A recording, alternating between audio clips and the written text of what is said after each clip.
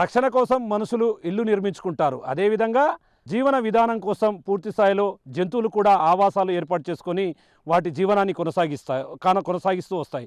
ఇదే క్రమంలో చేపలు సైతం తన పునరుత్పత్తి కోసం పూర్తి స్థాయిలో గూళ్లను నిర్మించుకుంటున్నటువంటి పరిస్థితి వనపర్తి జిల్లా వీపనగండ్ల మండలం గోవర్ధనగిరి సమీపంలో ఉన్నటువంటి చెరువు దగ్గర కనిపిస్తుంది. ప్రజెంట్ మనం ఇక్కడ గోపాల్దిన్నె చెరువు దగ్గర ఉన్నాము. విజువల్స్లో కూడా చాలా క్లియర్గా చూడొచ్చు.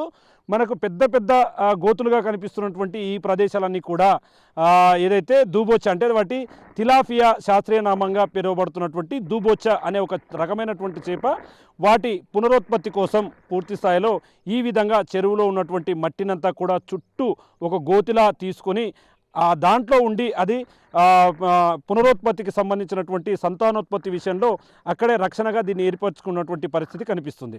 దీనికి సంబంధించి ఏదైతే తిలాపియా అనే ఈ యొక్క శాస్త్రీయ నామంగా పిలువబడే ఈ దూబొచ్చ సంవత్సరంలో 3 సార్లు సంతానోత్పత్తి సమయంలో ఈ విధంగా గూళ్ళు నిర్మించుకొని పునరుత్పత్తి సమయంలో ఈ విధంగా తనకు ఆవాసాలను ఏర్పాటు చేసుకుంటుందంటూ కూడా మత్స్యశాఖకు సంబంధించినటువంటి అధికారులు చెప్తున్నటువంటి పరిస్థితి కనిపిస్తుంది.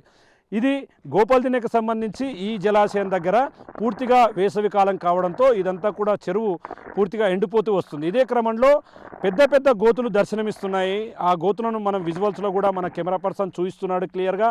ఇవన్నీ కూడా ఈ యొక్క దూబొచ్చ అనే ఒక రకమైనటువంటి చేప తీసినటువంటి ఈ గోతుల్లోనే చేపలన్నీ కూడా చేప తనకు సంబంధించినటువంటి పునరుత్పత్తిని చేస్తుంది. మనం విజువల్స్లో చూసినట్టుగా దాదాపుగా 1 ఫీటు లేదా 2 ఫీట్ల వరకు కూడా ఇదంతా ఉంటుంది. అంటే ఇక్కడ అది తన సంతానోత్పత్తిని ఈ క్రమంలో ఇక్కడే పూర్తి స్థాయిలో పిల్లల్ని కనడానికి ఇక్కడే ఈ ప్రదేశాన్ని ఎంచుకుంటుంది. ఎందుకంటే చుట్టూ నిర్మించుకున్నటువంటి ఈ ప్రాంతం అంతా చూడొచ్చు, చాలా గట్టిగా ఉంది. ఎందుకంటే చెరువులో ఉన్నటువంటి బురద అనేది కూడా చాలా బలమైనటువంటి ఒండ్రుమట్టి. ఇదంతా ఇట్లాంటి ఒండ్రుమట్టిని కూడా అది పూర్తిగా గోతులోగా తీసి ఈ విధంగా నిర్మించుకొని సంతానోత్పత్తికి ఉపయోగించుకోవడం అంటూ కూడా చూస్తే ఒకసారిగా చేపలు కూడా ఏ విధంగా గూళ్ళు నిర్మించుకుంటాయనేది కూడా చెప్తున్నటువంటి పరిస్థితి కనిపిస్తుంది.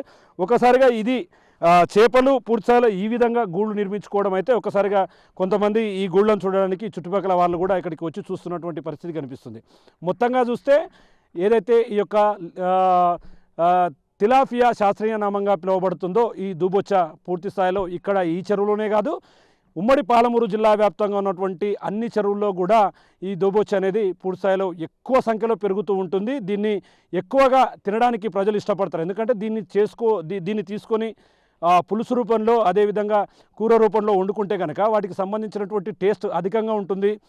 ఏదైతే కొరమీనుకు సంబంధించినటువంటి చేప కన్నా ఈ చేప ఎక్కువ టేస్ట్గా ఉంటుందని చెప్పి కూడా ప్రజలు దీన్ని ఎక్కువ కొనడానికి ఇష్టపడతారు. కానీ ఇక్కడ చూస్తున్నటువంటి ఈ పరిస్థితిని చూస్తే మనుషులే కాదు, ఒకవైపు చేపలు కూడా పూర్తి స్థాయిలో తమదైన శైలిలో తమకు సంబంధించినటువంటి ఆవాసాలను ఏర్పరచుకొని తన పునరుత్పత్తి కోసం ఈ విధంగా ఏర్పాటు చేయడం మాత్రం చాలా ఆకర్షణీయంగా కనిపిస్తుంది. అదేవిధంగా ఇదొక వింతగా కూడా చూస్తున్నటువంటి పరిస్థితి ఇక్కడ కనిపిస్తుంది. దీనికి సంబంధించి మత్స్యశాఖ అధికారులు కూడా చెప్పారు, ఇదంతా కూడా చేప తన పునరుత్పత్తి కోసం మాత్రమే ఏర్పరచుకుంటుందని చెప్పారు. ఇది ఇక్కడ ఈ యొక్క తిలాపియా శాస్త్రీయ నామంగా పిలువబడే దూబొచ్చ ఏర్పాటు చేసుకున్నటువంటి ఆవాసాలకు సంబంధించినటువంటి టోటల్ అప్డేట్. కెమెరా పర్సన్ నగేష్తో శంకర్ గౌడ్, బిగ్ టీవీ, వనపర్తి జిల్లా నుండి.